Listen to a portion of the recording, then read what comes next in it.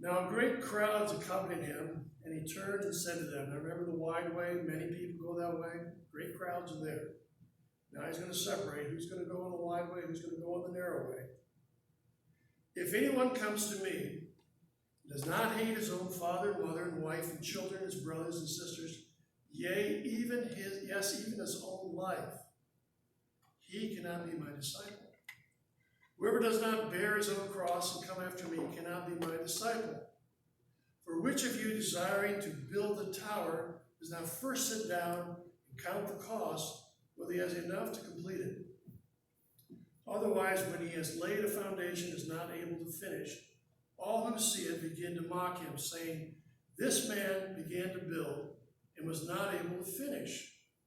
Or what king going out to encounter another king in war will not sit down first and deliberate whether he is able with 10,000 to meet him who comes against him with 20,000?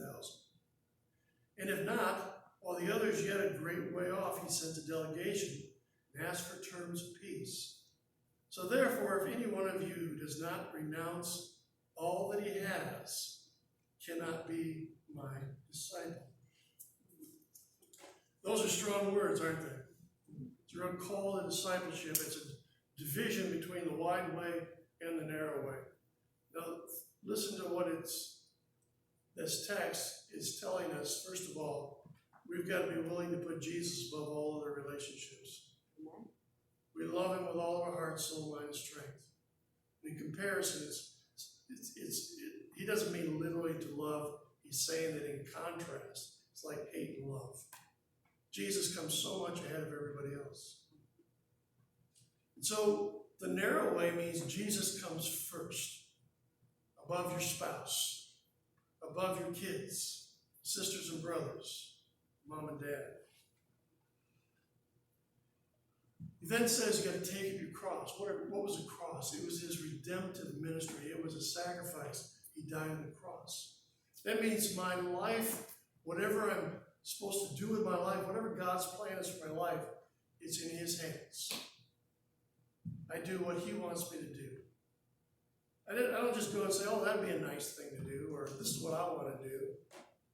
God, I sacrifice my life to serve you. You get to call the shots from now on. And then he says, you have to renounce everything you have. Some of the scriptures talk about you have to give up all that you have. What is it you have? What do you own? You look at it in a different way. I'm willing to give that up, however the Lord wants me to. If I have something he wants me to use in some way, or if he wants me to give it to somebody, or if he wants me to sell it and give the money to the poor, whatever it might be. My possessions become his possessions. I no longer hold on tight to the things of this world because this world's passing away. I want to follow the narrow way.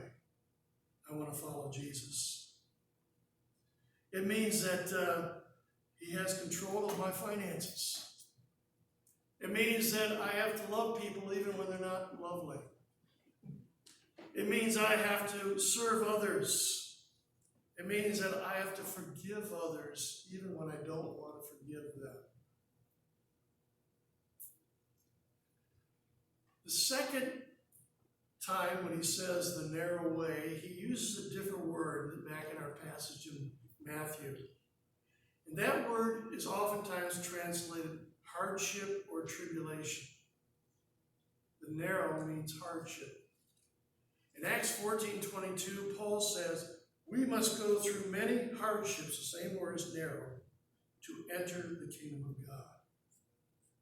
Another thing that we risk and are willing to give in order to go the narrow way is we're willing to follow him even if there's hardships, opposition, even tribulation and martyrdom. In most of history, those who have stood for Jesus Christ have gone through persecution. In many parts of the world, the same thing is happening. You and I sometimes forget that challenge because we have it fairly easy right now here in this country. But we must remember, even our lives need to be sacrificed.